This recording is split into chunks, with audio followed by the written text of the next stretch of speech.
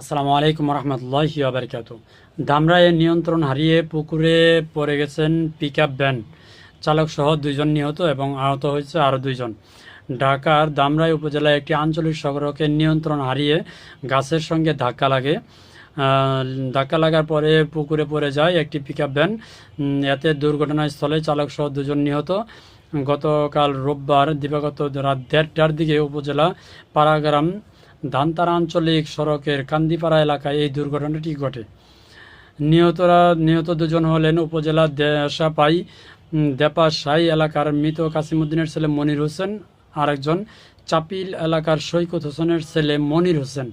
এছাড়াও আরও 2 জন আহত হন। তারা হলেন সাইফুজ্জামান ও মিজান। তাদের ধামরাইয়ে 50 শয্যা বিশিষ্ট উপজেলা স্বাস্থ্য কমপ্লেক্সে ভর্তি করা হয়েছে। তো আল্লাহ তাআলা সবাইকে হেফাজত করুক। ধামরাই থানার ভারপ্রাপ্ত কর্মকর্তা ওসি মনিরুল ইসলাম বলেন, আইনি প্রক্রিয়া সম্পন্ন করে পরিবারের সদস্যদের কাছে লাশ দুটি হস্তান্তর করা হবে। আল্লাহ তাআলা সবাইকে হেফাজত করুক, আমিন।